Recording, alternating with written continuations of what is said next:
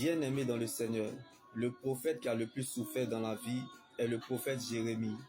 Je ne sais pas pour toi, dans tout ce que tu souffres, c'est pour qu'en toi, tous puissent voir ce que Dieu est capable de faire. Et tout ce qui t'arrive t'emmène quelque part, t'introduit quelque part qui est mieux que là où tu es quitté hier.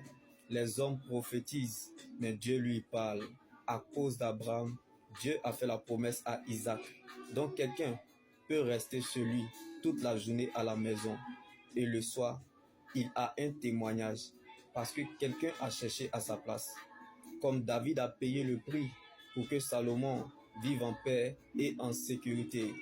Que la grâce de Dieu sur ta vie aujourd'hui parle plus fort que tes efforts d'hier.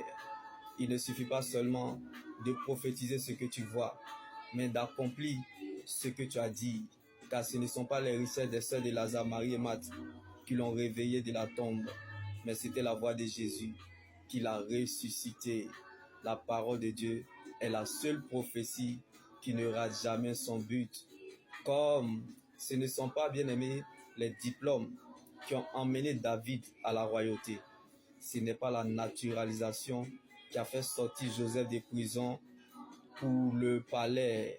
Ce ne sont pas, bien aimés, les relations qui ont conduit Moïse à la table des rois, mais la vie de Dieu qui était en eux. Donc le capital vie de Dieu qui est en toi est trop important pour qu'une flèche te tue. Qui a donc assisté au conseil de l'Éternel pour voir ou écouter sa parole, qui a prêté l'oreille à sa parole et l'a entendu.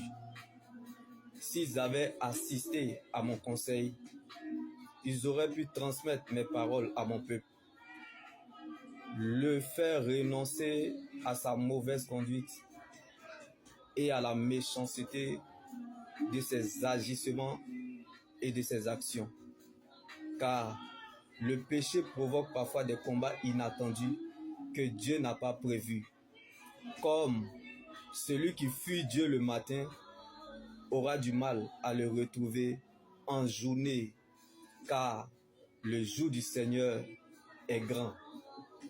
Oui, bien-aimé dans le Seigneur, le jour de l'Éternel est terrible. Qui pourra donc le supporter? Qui a donc reconnu le bras de l'Éternel? Il n'avait ni beauté, ni splendeur, ni éclat pour attirer nos regards. Et son aspect n'avait rien pour nous plaire. Homme de douleur, habitué à la souffrance. Pareil à un agneau qu'on mène à l'abattoir. Il n'a pas ouvert la bouche. Un mort ne réagit pas. La sagesse, c'est aussi comprendre ce qui ne mérite pas notre réaction. Même si le Seigneur n'est encore rien dit, mais je sais que tu dois garder ce qu'il t'a dit. La sagesse, c'est aussi comprendre ce qui ne mérite pas notre réaction. Car la magie ne peut rien contre Jacob, ni la divination contre Israël. Parce que, bien-aimé, le châtiment ou la punition qui nous donne la paix est tombé sur lui. Et c'est par ses meurtrissures que nous sommes guéris. Alors, comment pourrais-je maudire celui que Dieu n'a pas maudit? Comment pourrais-je être irrité quand l'Éternel n'est pas irrité? Car ce peuple se lève comme une lionne et se redresse. Comme un lion, il a effacé l'acte dont l'ordonnance nous condamnait et qui subsistait contre nous. Il a détruit en le clouant à la croix. Ce sont nos souffrances qu'il a portées. C'est de nos douleurs qu'il s'est chargé, comme il a dépouillé les autorités et les dominations.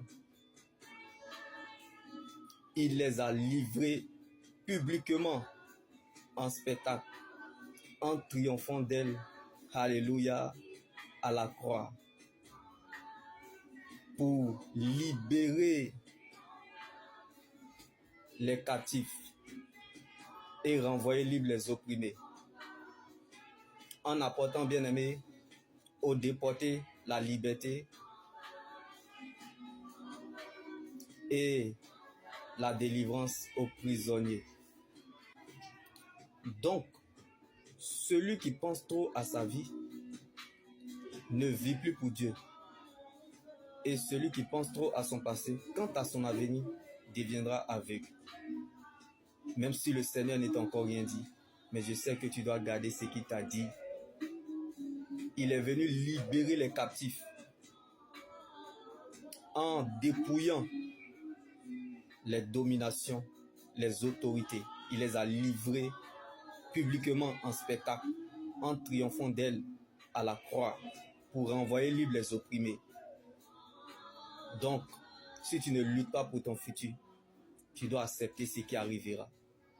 Car vivre heureux et dans le bonheur, ce n'est pas seulement, bien-aimé, ce n'est pas avoir un ciel sans tempête, excuse-moi pour le thème, mais c'est de cesser victime, c'est de cesser de se sentir victime des problèmes, mais de devenir un acteur de sa propre histoire.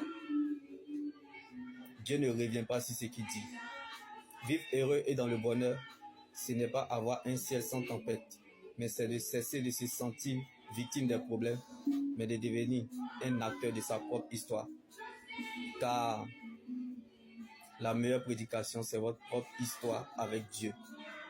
Donc une prédication d'où le nom de Jésus ne figure pas, ne donne pas la vie et ne produit pas du fruit.